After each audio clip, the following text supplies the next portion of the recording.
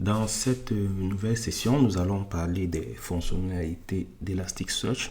Bien évidemment, dans cette formation, on ne pourra pas couvrir l'ensemble des fonctionnalités. Donc pour ça, on vous invite à suivre nos formations dédiées à Elasticsearch. Tout simplement parce que dans cette formation, le but c'était de découvrir et d'apprendre à utiliser la stack Elastic. Et donc, pour ne pas faire une formation qui dure infiniment, on a donc fait le choix de présenter les fonctionnalités les plus importantes dans Elasticsearch. Dans les sessions précédentes, on a plusieurs fois parlé de stocker les données dans Elasticsearch et à quelques reprises, on a parlé, au lieu de dire de stocker les données, on a dit qu'on devait indexer.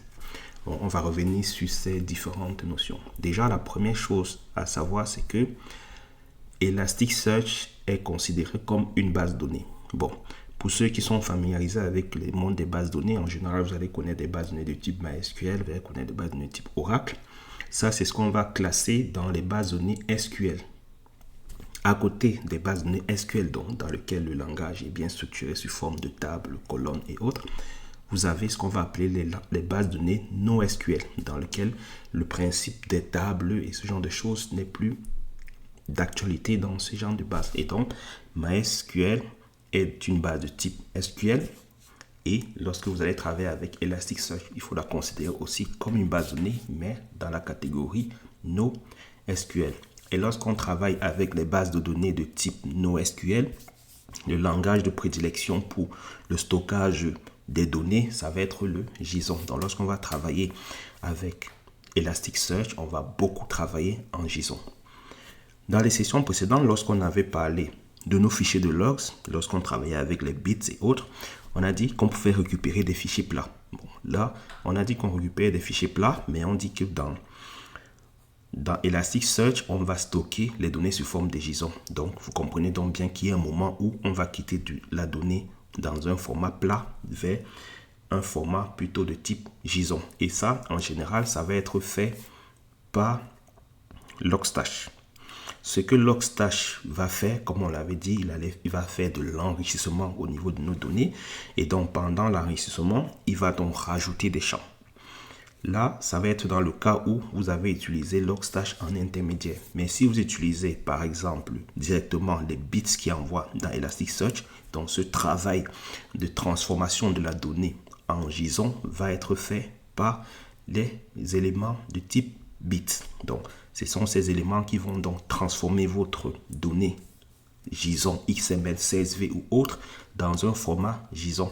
Et en général, ce que ces applications vont faire, ils vont créer un champ qui va s'appeler message. Et dans ce champ message, c'est l'ensemble de votre donnée qui aura été capturée qui va être mis dans ce champ message. Donc, lorsque vous allez travailler avec Elasticsearch, dans chacun des JSON que vous allez stocker, il y aura toujours un champ message. Par défaut, bien évidemment, vous pouvez le changer, mais par défaut, ce champ va s'appeler message et c'est à l'intérieur qu'on va mettre votre donnée. Si vous travaillez avec du CSV, vous travaillez avec du XML, votre donnée qui va être XML ou autre, c'est cette donnée qui va être stockée dans un champ message. Et puis, bien évidemment, toutes ces différents composants vont rajouter d'autres champs. On parlait par exemple du champ timestamp dans lequel ces outils vont mettre par exemple l'heure qui va correspondre au moment où ils ont capturé la donnée. Et donc, vous aurez dans une succession de champs comme ceci. Et donc, c'est comme ça qu'on va stocker les données dans Elasticsearch. Là, on parle de nouveau du stockage. Mais en réalité, lorsqu'on veut stocker les données dans Elasticsearch, on va parler plutôt d'indexation. Et donc, pourquoi est-ce qu'on va parler d'indexation? Parce que dès que vous voulez stocker des données dans Elasticsearch, en réalité, vous êtes en train de les stocker dans des index. Les index, pour ceux qui sont familiers du monde des bases de données, il faut les voir comme une table.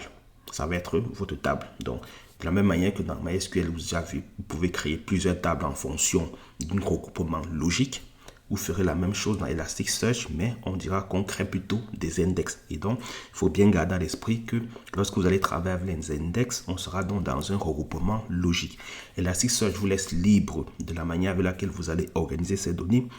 Mais bien évidemment, il y a un certain nombre de principes qu'il faut respecter. Et ce sont même ces mêmes principes qui vous ont guidé lorsque vous travaillez avec des données de type MySQL. Bien évidemment, lorsque vous allez créer une table utilisateur, le but ce sera de mettre des utilisateurs. Vous allez créer une table que vous allez dédier plutôt au rôle, dans lequel vous mettrez des rôles. Donc ça va être la même logique. En général, ce qu'on va faire au niveau des index, c'est un découpage logique.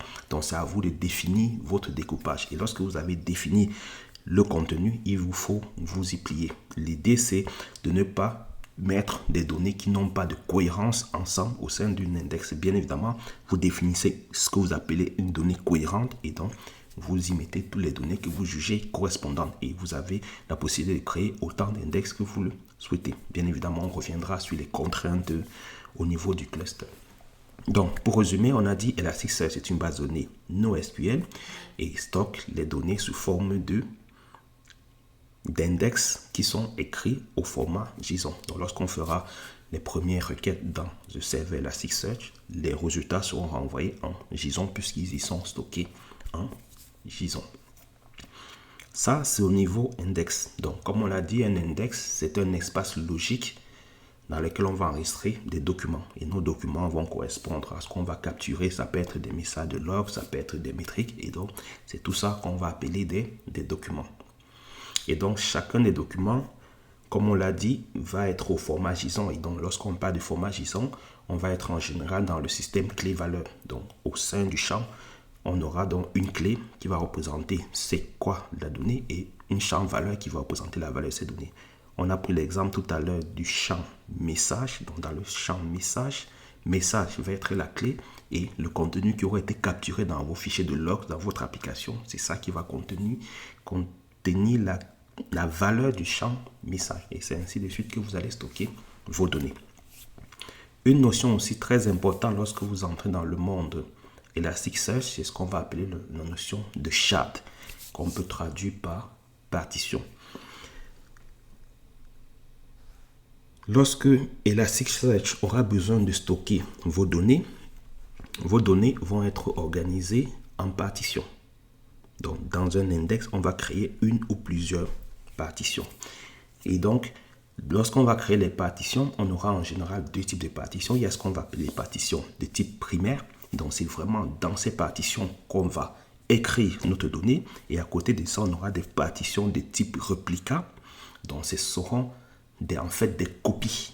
Et comme on l'a dit, lorsqu'on va déployer un cluster Elasticsearch, on peut aussi faire un cluster avec un seul nœud, mais il est recommandé, vu la criticité des données, de faire plutôt un cluster de plusieurs nœuds. Lorsqu'on va écrire dans une partition, Elasticsearch va faire des réplications. Et donc, pour des raisons de haute disponibilité, bien évidemment, les données qui vont être répliquées ne vont pas être stockées sur le nœud sur lequel la partition primaire se trouve. Et donc, les partitions primaires vont toujours être sur des nœuds différents de ces réplicas. Cela va permettre que si on perd un nœud, on a toujours une copie de la donnée qui est stockée à un endroit. Une chose aussi très importante lorsqu'on va travailler avec Elasticsearch, il faut avoir la connaissance de ce qu'on va appeler Lucene. Lucene, c'est une bibliothèque open source écrite en Java qui permet d'indexer et de rechercher du texte. Et donc, chacune des partitions va en réalité être un index Lucene. Donc, si dans la documentation, vous commencez à vous creuser, si vous voyez, on parle de Lucene, il faut donc comprendre que les partitions dans Elasticsearch sont stockées avec la technologie Lucene, qui est une bibliothèque open source. Et donc, comme on l'a dit, Lucene va donc stocker vos données, qui va permettre non seulement de stocker et aussi de faire des recherches. À côté de ça, il y aura aussi deux notions qui sont très importantes. Elasticsearch va beaucoup travailler en mémoire.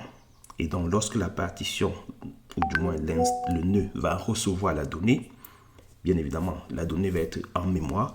Et donc, il y aura ce qu'on appellera le phénomène d'actualisation. En fait, c'est que Elasticsearch va récupérer votre donnée qu'elle a reçue qui est en mémoire et la stocker en dur. Et donc, ce phénomène qui va permettre d'écrire vos données, donc de les rendre immuables, va être ce qu'on va appeler le phénomène d'actualisation. Et c'est lorsque vous faites Elasticsearch va faire le phénomène d'actualisation que votre donnée devient en ce moment disponible pour des recherches au sein de votre application.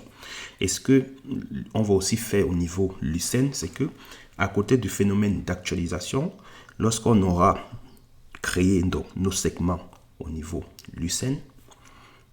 Plus on va recevoir de la donnée, il y aura donc un nouveau phénomène qui va être géré au niveau du cluster Elasticsearch, qui va être le phénomène de fusion, qui va donc permettre de regrouper des petits index pour former des plus gros index en fonction du flux de données. Et donc, c'est toutes ces notions très importantes qu'il faudra voir. Et puis, bien évidemment, on fera une autre session sur laquelle on présentera un peu plus en détail les éléments au niveau de l'utilisation d'un cluster Elasticsearch.